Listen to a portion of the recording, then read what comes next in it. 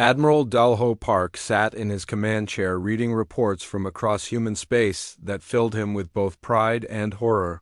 Every human colony was fighting with the same desperate creativity, but the cost was terrible. Entire worlds were being turned into battlefields where nothing would survive. The latest report came from the asteroid belt, where human miners had turned their entire operation into a weapon. They had hollowed out asteroids and filled them with explosives, then used mining ships to ram them into Zephyrian vessels.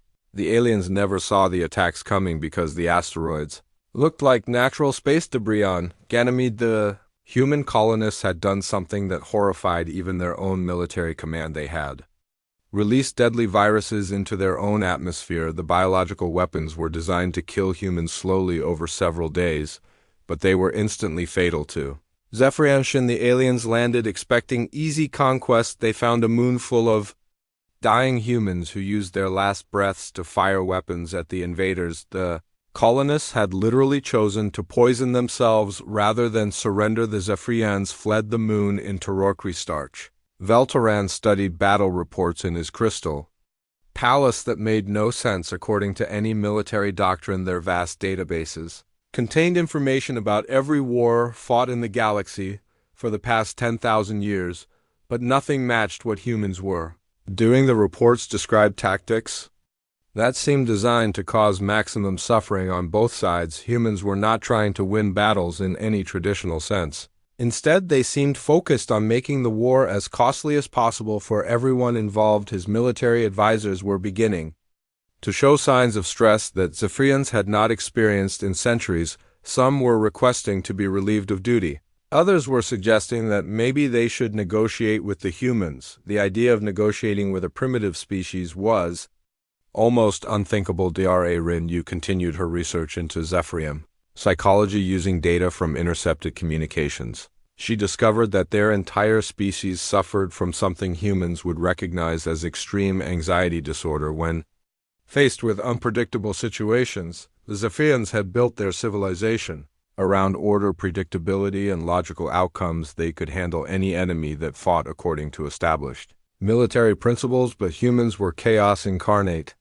Every battle brought new horrors that violated everything the aliens understood about warfare. Meanwhile, something unexpected was happening across the galaxy. Species that had been conquered by the Zephyrians centuries ago were starting to pay attention to the human resistance. The news was spreading through secret communication networks that the invincible conquerors could be hurt. The mollusk collective had been enslaved for 300 years, forced to work in underwater factories on their ocean world, but now they were secretly communicating with human agents, sharing intelligence about Zephyrian supply lines and weaknesses.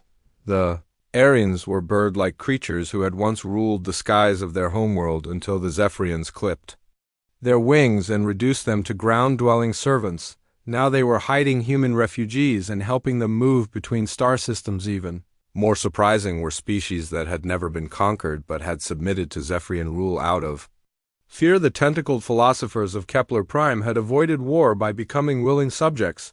Now they were asking questions about human military techniques. Major Wu Jin Kim received a mission that seemed impossible even by human standards. His target was a Zephyrian research station deep in enemy territory where alien scientists were developing biological weapons specifically designed to exterminate humanity. The station was heavily defended and surrounded by patrol ships. There was no way to approach it directly without being detected and destroyed. Any conventional attack would fail before it could reach the target. Wu Jin solution was so insane that his own commanders almost refused to approve it. He would spend 4 weeks drifting through space pretending to be debris from a destroyed human ship. His team would survive in spacesuits, living on recycled air and water while slowly floating toward the research station for 28 days. Wu Jin and his 6 team members floated through the darkness of space. They could not use any active systems that might be detected by enemy sensors. They survived on emergency rations and recycled everything, including their own waste. When they finally reached the research station, they did not simply destroy it. Instead, they infiltrated the computer systems and reprogrammed the entire facility to broadcast everything it had discovered about Zephyrian war crimes across the galaxy. The transmission lasted for 6 hours, and reached every inhabited system in known space. It showed detailed records of how the Zephyrians had committed genocide against 17 different species. They had enslaved billions of sentient beings and were now planning to exterminate humanity.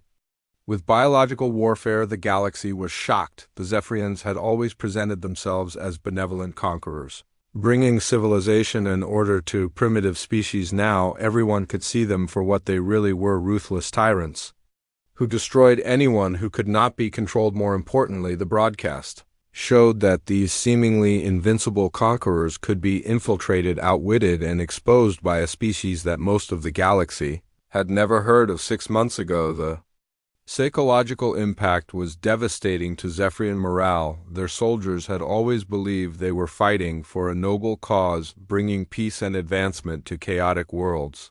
Now they discovered they were just tools of oppression. Rebel movements began springing up on worlds that had been peaceful Zephyrian subjects for centuries. The crystalline singers of Alpha Centauri stopped their beautiful performances and began broadcasting human military songs. The deep dwellers of the cave worlds started sabotaging mining operations, but the most shocking development came from the Zephyrian military itself. Junior officers began questioning orders. Some refused to participate in the biological warfare program. A few even defected to provide intelligence to human forces. Commander Tejo Bay led a rescue mission to evacuate Zephyrian defectors from a military base in the Vega system. What he found there changed his understanding of the enemy. The defectors were not criminals or rebels. They were ordinary soldiers who had been horrified by what their own government was doing. One young Zephyrian officer named Shard of Light told Tejo that many of his people had never known about the genocides and enslavement. Their government had hidden the truth from their own population, just as they had hidden it from the galaxy. The war was revealing something that shocked both sides. The Zephyrian Empire was not a unified military machine. It was a corrupt government that had been lying to its own people for thousands of years. The truth about human resistance was forcing ordinary Zephyrians to question everything they had been taught. Admiral Dalho Park realized that humanity had accidentally started something much bigger than a war between two species. They had triggered a galaxy-wide revolution against tyranny and oppression. The Zephyrian Empire was beginning to crumble from within, but the fighting was far from over. The hardline faction of the Zephyrian government was preparing a final desperate assault on Earth itself. They were bringing every available warship to humanity home system for one massive battle that would determine the fate of the galaxy. The humans had proven they could not be easily conquered, but now they would face the full military might of an empire that controlled 3 star systems. It would be the largest space battle in galactic history, and humanity was still vastly outnumbered. The galaxy watched and waited to see if the species that had refused to surrender could survive one final test. Colonel Biora Song stood in the command center deep beneath the lunar surface, watching the largest fleet in galactic history approach Earth. The Zephyrian Armada was a sight that would have terrified any rational military commander. Over 1,200 crystalline warships, each one capable of cracking a planet in half. Bora was not rational by any normal standard. She was human, which meant she had spent the last 6 months turning humanity's entire solar system into the biggest weapon ever. Constructed every asteroid, every moon, every piece of space debris had been modified for one purpose: destroying anything that came close to Earth. The Zephyrians expected to find desperate last-ditch defenses around the human homeworld, massive space stations bristling with weapons, fleets of ships ready to make heroic final stands. Instead, they found what appeared to be a completely undefended solar system. Their sensors detected no military installations, no patrol ships, no weapons platforms of any kind. It looked like the humans had simply given up and were waiting for the inevitable end. This made the Zephyrians suspicious, but also confident. Stark Veltaren commanded the final assault from his flagship, a crystal mountain that was larger than most space stations. He had brought every available warship from across the Empire. This battle would end human resistance once and for all, but as the Zephyrian fleet moved deeper into the solar system, they began to realize something was wrong. The humans had not given up. They had done something far more terrifying. They had turned their entire star system into a trap. The First sign of trouble came when asteroids that had been drifting peacefully for millions of years suddenly changed course. Every piece of space rock larger than a house had been hollowed out and filled with explosives. Thousands of hidden engines fired simultaneously. Zephyrian fleet found themselves surrounded by a minefield that stretched across billions of kilometers of space, but these were not ordinary mines. Each asteroid had been precisely positioned and timed to create a coordinated attack pattern. Commander Tejo Bay had spent months calculating the orbital mechanics needed to turn the asteroid belt into a weapon. His plan required timing so precise that it could only be executed once. If it failed, humanity would have no second chance. The asteroids began exploding in sequence, creating a chain reaction that swept through the Zephyrian formation. The aliens had never seen anything like it. Their ships were designed to fight other vessels, not to defend against weaponized celestial bodies, but the real surprise was yet to come. Dr. Jung Yoon had been studying captured Zephyrian technology for months, and she had finally cracked their navigation systems. She had learned how to hack into their hyperspace computers. As the surviving Zephyrian ships tried to retreat, they discovered that their escape routes had been compromised. Every time they attempted to jump to hyperspace, their coordinates were being changed by human computer viruses instead of jumping to safety. The alien ships were being redirected into the heart of the sun. Those that avoided the solar trap found themselves jumping into the middle of human minefields or directly into the path of weaponized asteroids. The battle reached its climax when Biora gave the order to fire the weapon that had taken 2 years to build. The moon itself had been converted into the largest railgun in history. Its entire core had been replaced with magnetic acceleration coils. The lunar railgun fired a projectile the size of a city building at 20% of light speed. The massive round passed completely through Velteran flagship, then continued on to destroy 4 more capital ships behind it. The explosion was visible from Mars. The psychological impact on the remaining Zephyrian forces was devastating. They had come expecting to fight a desperate but ultimately hopeless human fleet. Instead, they found themselves trapped inside a solar system that was trying to kill them. Captain Na Young Park led the first human fleet to venture beyond the solar system since the war began. Their mission was to help coordinate the rebellions that were breaking out across the galaxy, but what they found was beyond their wildest expectations. The Zephyrian Empire was collapsing faster than anyone had imagined. The Mollusk Collective had risen in open rebellion and were destroying underwater factories across their ocean world. The Aryans were attacking supply convoys and had reclaimed the skies of their homeworld. Dozens of other species were declaring independence from the crumbling empire. Some had been enslaved for centuries. Others had been willing subjects who were now rejecting Zephyrian rule entirely. The most shocking discovery came when Nayang fleet reached the former Zephyrian homeworld.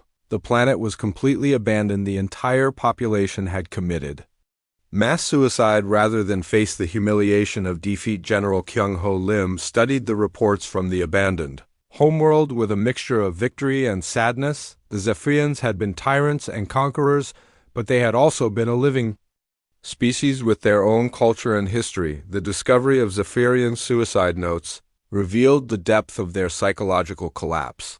They had built their entire identity around being the dominant species in the galaxy. When humans proved they could be beaten, the Zephyrians could not accept a universe where they were not supreme. But the war was not over yet. Scattered Zephyrian forces were still fighting across the galaxy. Some were trying to establish new empires in distant star systems.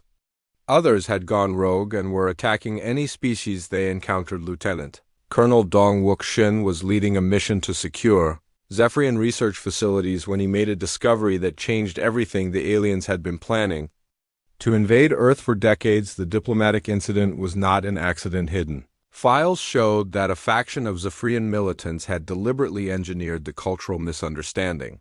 They had studied human customs and specifically chosen the greeting that would be interpreted as a war declaration. The irony was devastating. The Zephyrians had destroyed themselves by underestimating the very species they had been secretly studying.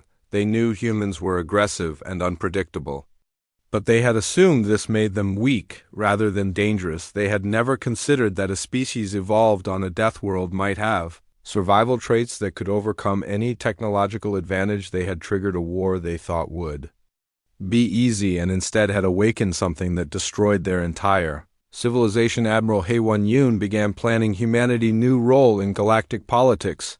Earth did not want to become the next galactic empire they had seen what happened to.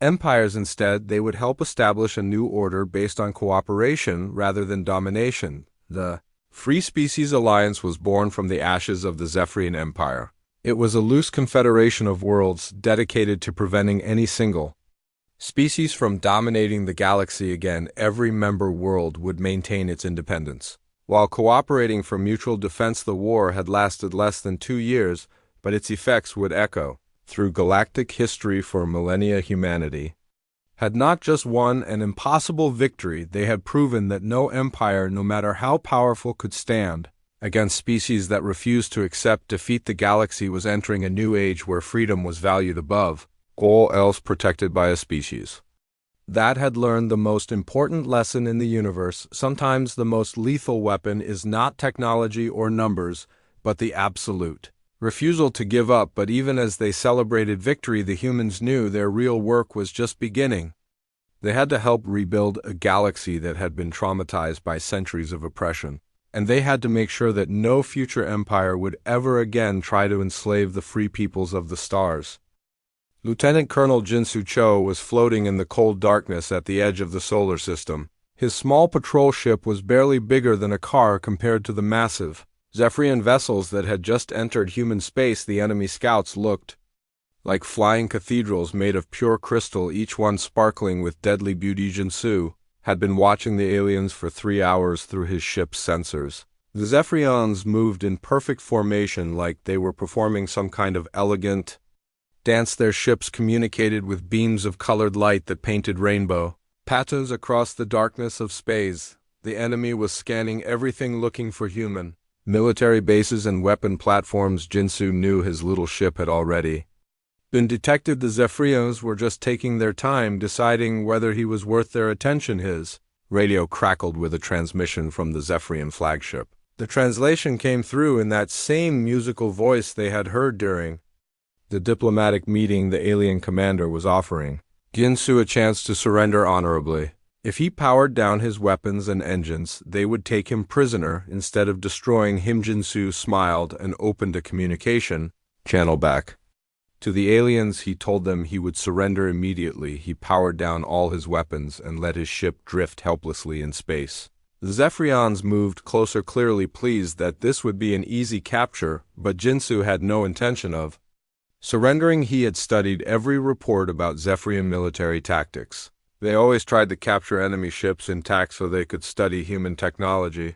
They never expected anyone to waste valuable resources on pointless gestures. As the lead Zephyrian ship extended a tractor beam to pull in his vessel, Jinsu quietly activated his ship's self-destruct sequence. He had rerouted all power from weapons and life support directly into the reactor core. In 30 seconds, his ship would explode with the force of a nuclear bomb. The Zephyrians realized something was wrong when their sensors detected the massive energy buildup, but they were too close to escape. Jinsu's ship exploded right next to their flagship. The blast tore through the crystal hull and sent debris spinning into 2 other enemy vessels. Jinsu died in the explosion, but he took 3 Zephyrian ships with him. The aliens had never encountered suicide tactics before. In their culture, losing valuable equipment was considered wasteful and stupid. They could not understand why anyone would throw away a perfectly good ship and trained pilot back on Earth. General Yu Wang was implementing humanity's desperate defense plan. The military command had spent 4 days studying every piece of historical data about successful resistance movements. They looked at guerrilla wars, ancient sieges, and every time in history when a smaller force had defeated a larger enemy, the answer was always the same: the only way to beat a superior enemy was to make them fight on your terms instead of theirs. The Zephyrians expected civilized warfare with clear rules and honorable conduct. Humans would give them something completely different. Every human colony received the same orders: forget about protecting infrastructure or minimizing civilian casualties. The goal was to make the aliens pay the highest possible price for every meter of ground. If the Zephyrians wanted human worlds, they would have to wade through blood to get them. Captain Su Young Han commanded the defense of Mars colony when the main Zephyrian fleet arrived. The Red Planet had been humanity's first major off-world settlement, with over 2 million colonists living in underground cities and surface domes. The Zephyrians sent a formal message demanding the immediate surrender of all military forces. They promised that civilians would be treated well if the colony surrendered without resistance. This was how they had conquered every other species in the galaxy. Su Young response was to evacuate every civilian to the deepest underground bunkers, then turn the entire planet's surface into a death trap. She had spent 3 days preparing for this moment. Every building, every vehicle, every piece of equipment had been rigged with explosives. When the Zephyrian landing craft touched down on the Mars surface, they found what looked like an abandoned colony. The aliens moved through empty streets and silent buildings, clearly confused about where all the humans had gone. That was when Su Young triggered the first set of explosives. Entire city blocks vanished in massive fireballs. The beautiful crystal architecture of Zephyrian landing craft was torn apart by flying debris. Alien soldiers who had never faced serious resistance suddenly found themselves under attack from every direction. But the real nightmare began when the aliens realized that the civilians had not actually been evacuated. The humans had simply moved underground and were using the tunnel systems to launch surprise attacks. Every sewer pipe, every maintenance shaft, every underground passage had become a highway for human guerrilla fighters. Children who should have been in school were crawling through air vents to plant bombs in Zephyrian command posts. Elderly colonists who could barely walk were operating sniper positions from hidden bunkers. Even the wounded were fighting from hospital beds using remote-controlled weapons. The Zephyrians had never encountered anything like this in their culture. War was fought between professional soldiers while civilians watched from safe distance. The idea that an entire population would become combatants was completely alien to their thinking. Christarch Velteran received battle reports that made no sense according to any military doctrine in the Zephyrian database. Humans were using tactics that seemed designed to cause maximum casualties on both sides. They showed no concern for preserving valuable equipment or trained personnel. On Europa, human colonists had weaponized their ice mining equipment, turning industrial tools into improvised railguns that fired chunks of metal at incredible speeds. On Titan, researchers had modified their construction robots into walking bombs that could take down Zephyrian war machines. Every human world was fighting with the same desperate creativity. The aliens found themselves facing an enemy that seemed to have no concept of acceptable losses. Humans would sacrifice entire ships to destroy single enemy vessels. They fought without honor, without rules, and without any regard for their own survival. Dra Rin Yu made a breakthrough discovery while studying captured Zephyrian equipment in her laboratory. She realized that the aliens' entire evolutionary history was completely different from humans. They had evolved on a peaceful world where cooperation was necessary for survival. The Zephyrians had never developed the human capacity for violence, deception, and absolute ruthlessness that came from millions of years of evolution on a death world like Earth. Every predator on Earth had taught humans that survival sometimes required doing terrible things, but the aliens had learned warfare as a civilized art form with rules and proper conduct. They had conquered other species not through superior brutality, but through overwhelming technological advantage combined with logical military strategy. Humans were showing them something they had never encountered before, a species that fought like cornered animals with nothing left to lose. The Zephyrians were discovering that all their advanced technology meant nothing against an enemy that simply refused to follow any rules. The war was only 2 weeks old, but already the aliens were beginning to doubt their quick victory. Casualties were mounting faster than their worst projections. Human resistance was not breaking down under pressure. Instead, it was getting stronger and more desperate with each passing day. For the first time in their military history, the Zephyrians were facing an enemy that seemed to get more dangerous as the situation became more hopeless. They had conquered 47 species, but none of those civilizations had ever fought back like this, the humans were teaching the galaxy a lesson that would echo through history sometimes. The most dangerous enemy is not the one with the best weapons or the strongest defenses. Sometimes the most dangerous enemy is the one that simply will not give up no matter what the cost. Captain Hyanwu Park walked slowly through the massive crystal hallway. His boots made soft clicking sounds on the smooth floor that looked like it was made of pure diamond. The walls around him glowed with soft blue light that seemed to come from inside the crystal itself. He had never seen anything so beautiful in his entire life. The Zephyrian Council chamber was bigger than any building on Earth. The ceiling stretched so high that clouds actually formed near the top massive crystalline. Beings stood in a circle around the center of the room. Each one was taller than a skyscraper, and their bodies sparkled with colors that changed as they moved. Yunwu tried not to show how nervous he was. This was the most important day in human history, the first time humans would make contact with an advanced alien civilization.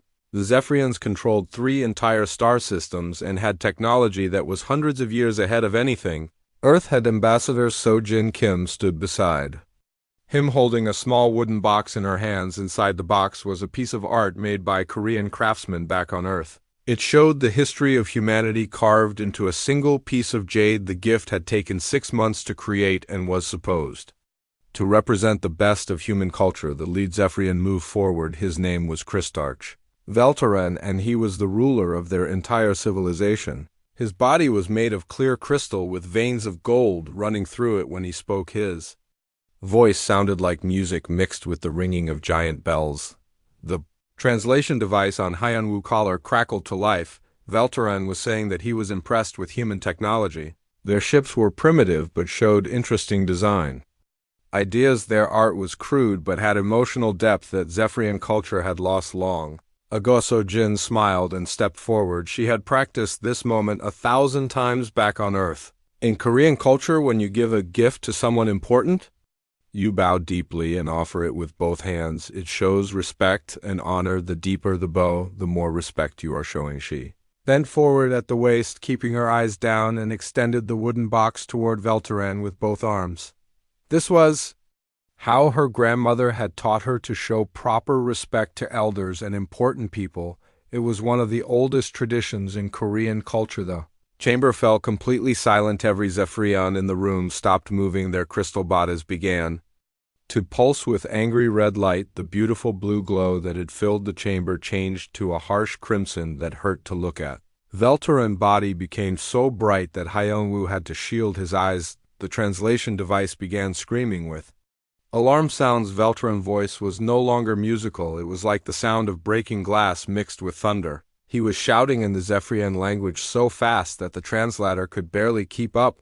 When the translation finally came through, Hyanwu felt his blood turn cold. Veltaren was saying that the humans had just declared the most serious form of war possible. In Zephyrian culture, that exact gesture meant you believed your enemy was so weak that you could defeat them in personal combat. It was the ultimate insult. Sojin tried to explain it was just a gesture of respect from human culture. She meant no insult, but Veltaren was not listening.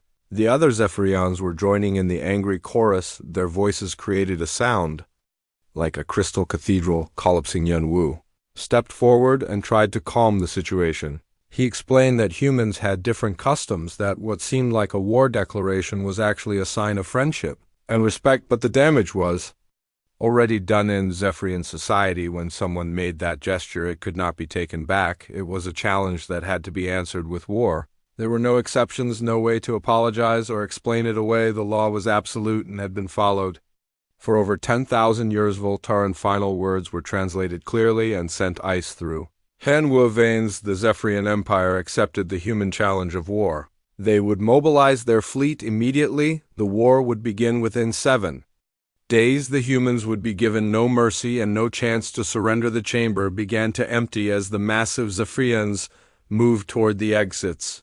Their crystal bodies caught the red light and threw angry shadows on the walls. Hyanwu and Sojin were left standing alone in the center of the vast room, still holding the wooden box that had started a galactic war. The trip back to their ship was silent. Neither of them could believe what had just happened.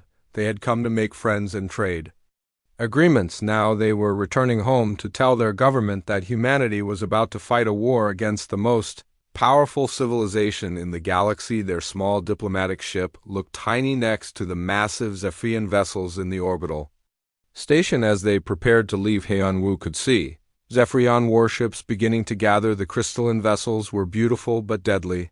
Each one could destroy an entire planet. The flight back to Earth took 3 weeks. During that time, emergency messages flooded their communication system. The Zephyrian Empire was mobilizing the largest war fleet in galactic history. Over 5,000 warships were being assembled from across their 3 star systems. Earth military command was in panic mode. They had exactly 47 combat ships in the entire human fleet. The Zephyrians had technology that could turn planets into glass. Their soldiers were nearly indestructible, and their weapons could burn through anything humans had ever built. Commander Min-Ho Lee received the emergency transmission while he was reviewing training reports for the Human Defense Corps. The message was simple and terrifying. War with the Zephyrian Empire would begin in 4 days. Estimated human survival time was less than 2 weeks. Min-Ho had spent his entire career studying military history. He knew about every major war Earth had ever fought, from ancient battles with swords and shields to the space conflicts that had united humanity under one government. But nothing in human history compared to what they were about to face. The Zephyrians had conquered 47 different alien species in the past 1,000 years. Their military record showed 0 defeats and 0 negotiations. Every species that fought them was either completely destroyed or totally enslaved. There were no exceptions. Dr. Yunji Nam was working in her laboratory when the war alert came through. As Earth's leading expert on alien psychology, she was immediately called to an emergency meeting in the capital. The government wanted to know if there was any way to negotiate with the Zephyrians. She spent the next 72 hours studying every piece of information humans had about Zephyrian society. What she found was both fascinating and terrifying. The Zephyrians were the perfect military machine. They had evolved on a world with no predators and no natural enemies. Their society was built around the idea that the strong should rule the weak. They believed that any species advanced enough for space travel should be able to conquer primitive civilizations. The fact that humans had challenged them was seen as proof that humanity thought they were equals. This was the greatest insult possible in Zephyrian culture. No species had ever been foolish enough to challenge them directly. Every other race had either surrendered immediately or been crushed so quickly that they never had time to develop real resistance. But Yunji found something interesting. In the historical records, every species the Zephyrians had fought followed predictable military patterns. They used logical strategies built around preserving their most valuable units and minimizing casualties. Humans were different. Earth was what scientists called a death world, a planet where everything was trying to kill everything else. Humans had evolved as persistence hunters who never gave up no matter how hopeless the situation became. The Zephyrians were about to learn what happened when an unstoppable force met an immovable object. They thought they were fighting another civilized species with logical military thinking. Instead, they were about to face something that had never existed in their perfect crystal empire, an entire species that simply did not know how to quit. General Kyung-Ho Lum stood on the bridge of humanity's first post-war flagship as they approached the ruins of the former Zephyrian homeworld. The crystal planet that had once been the center of a galactic empire was now a tomb drifting silently through space. The surface was covered with the remains of beautiful crystal cities that had been deliberately shattered by their own inhabitants.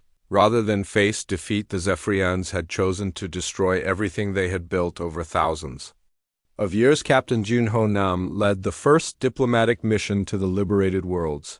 His ship carried supplies and medical aid for species that had been enslaved for centuries. But what his team found was both inspiring and heartbreaking. The mollusk collective had overthrown their overseers and were rebuilding their ancient underwater cities. But generations of slavery had damaged their culture. Many of their traditional songs and stories had been lost. Their young people had never learned to swim in the deep oceans of their homeworld. The Aryans were teaching their children to fly again after generations of forced grounding. The Zephyrians had clipped their wings and kept them on the ground as laborers. Now families were learning together how to soar through the skies their ancestors had once ruled on.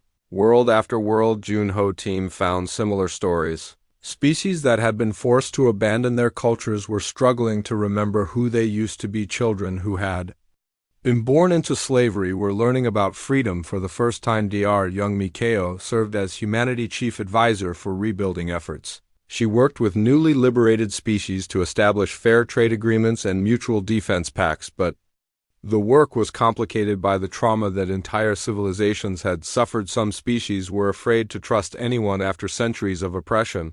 Others wanted revenge against any remaining Zephyrians. A few had been so damaged by slavery that they could not function as independent societies. The most difficult cases were the species that had been enslaved for so long they had forgotten how to govern themselves. The tentacled philosophers of Kepler Prime had been reduced to simple laborers. Their great libraries had been destroyed and their intellectual traditions were nearly extinction. Me team worked patiently to help these species rediscover their heritage. They found old records and artifacts that had been hidden during the conquest. They located elderly individuals who still remembered the old ways, but they also discovered something troubling. Many of the liberated species expected humans to become their new rulers.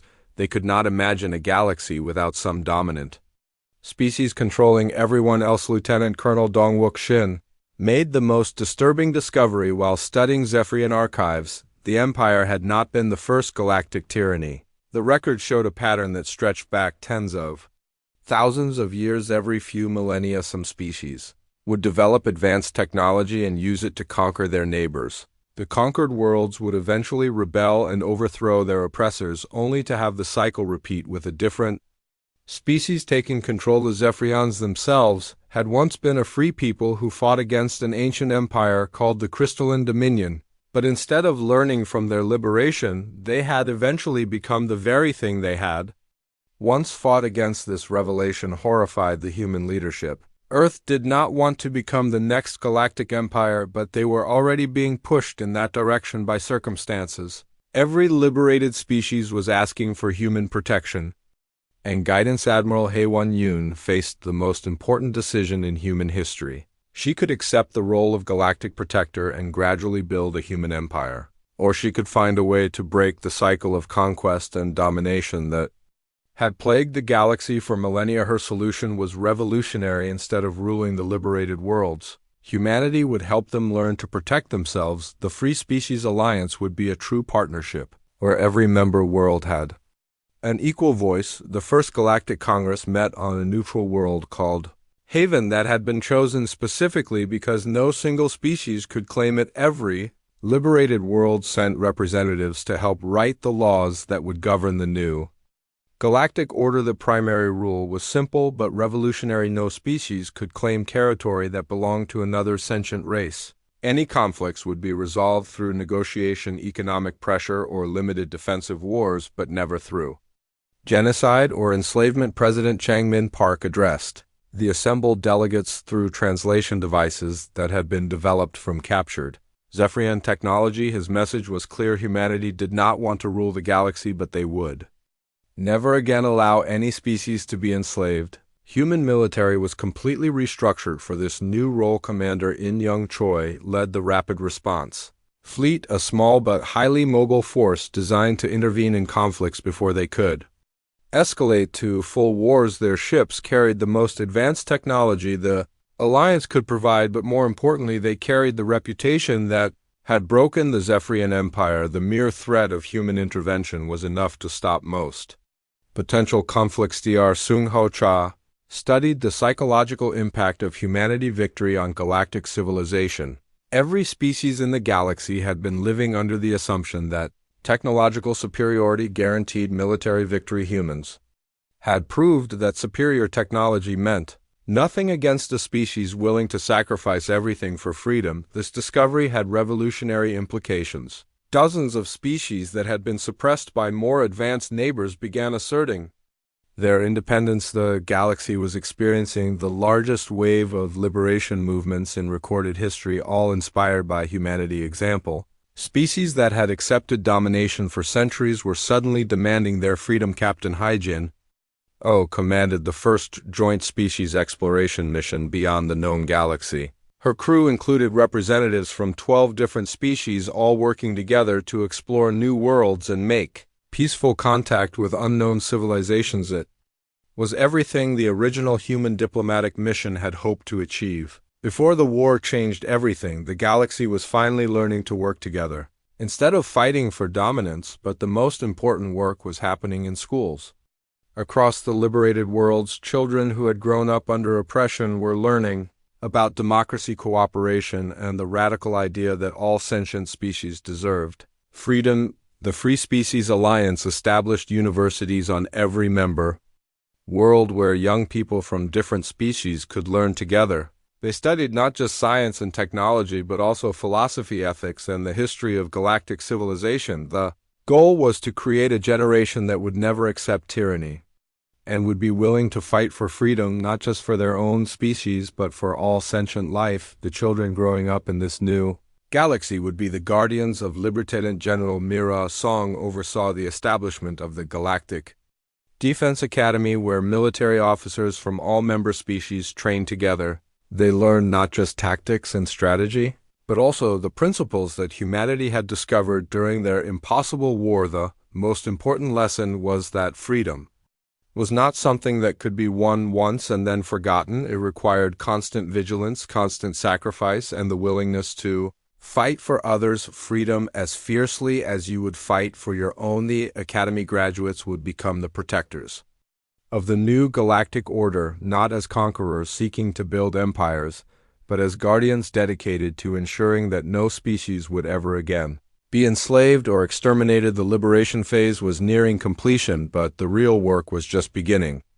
Humanity had not just won a war, they had proven that a better galaxy was possible. Now they had to help build it.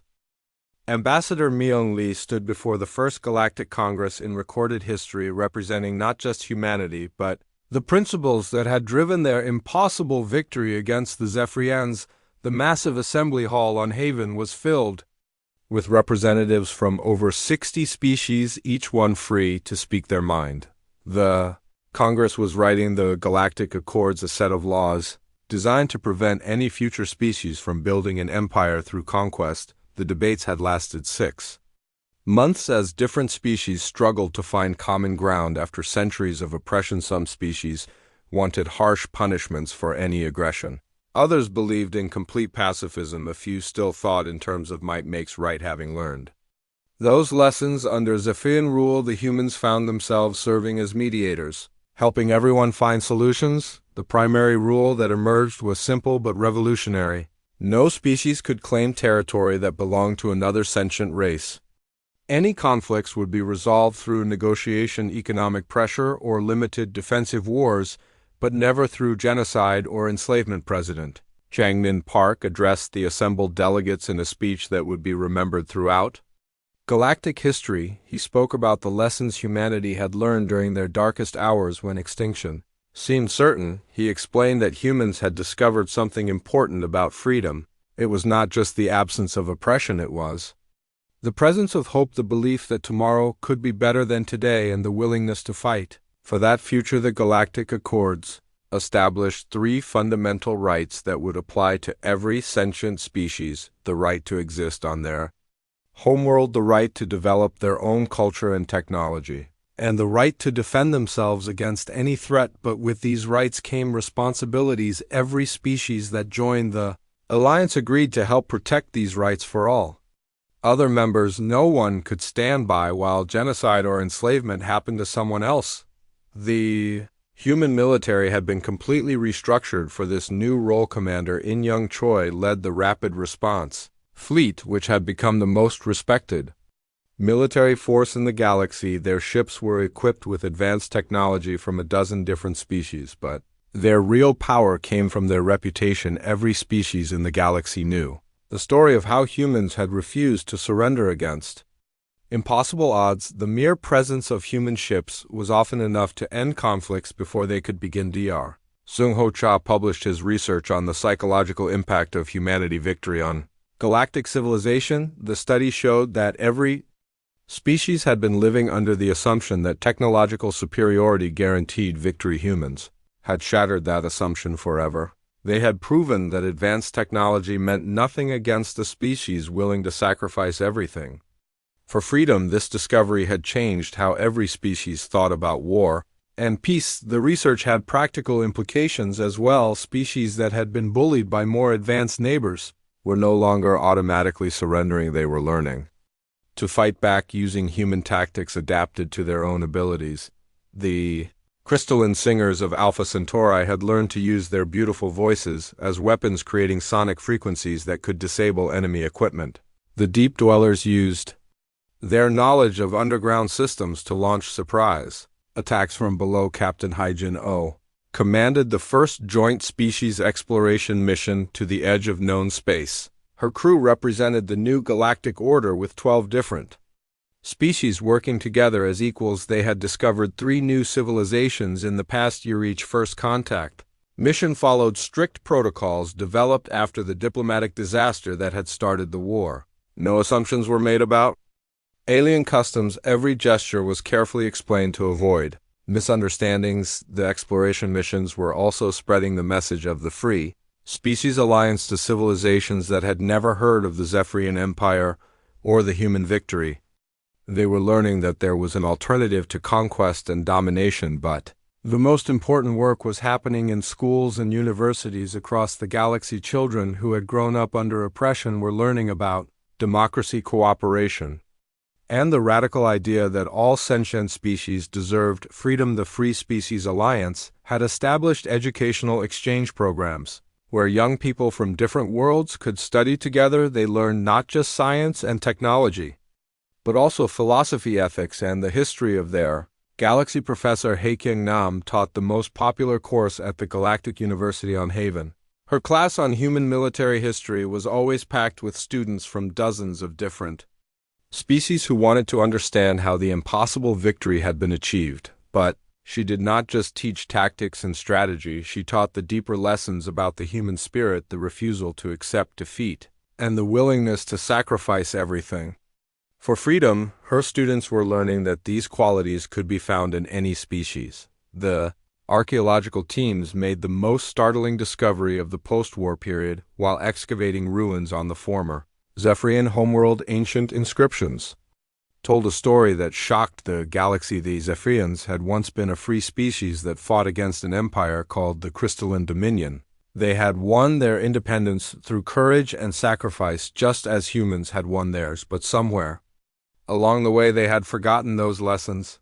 The inscriptions described how the Zephyrians had gradually become the very thing they had once fought against. They had started as liberators but ended as conquerors. The cycle of empire and rebellion had repeated itself throughout galactic history. This discovery led to the establishment of the Memory Project, an effort to preserve the stories of every species' liberation struggle. The goal was to ensure that future generations would never forget the price of freedom. Children across the galaxy learned about the Mollusk Collective Underwater Rebellion, the Aryan Sky Warriors who reclaimed their wings, and the human colonists who chose death over surrender.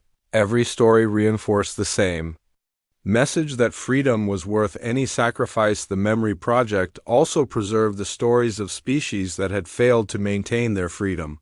The Zephyrians were not the only civilization that had transformed from liberators to oppressors. The pattern had repeated dozens of times throughout history. General Wusung Park established the Freedom Guard, a special military unit dedicated to preventing the rise of new empires. Their mission was to watch for signs that any species was becoming too powerful or too aggressive. The Freedom Guard used advanced monitoring systems to track military buildups, political changes, and economic dominance patterns. They could intervene before a potential empire became strong enough to threaten galactic peace. But their most important weapon was education. The Freedom Guard worked with schools and universities to ensure that every generation understood the dangers of concentrated power and the importance of maintaining the balance between species. 10 years after the end of the war, Ambassador Jinwoo Yoon stood before the latest session of the Galactic Congress, reporting on the state of galactic civilization. The news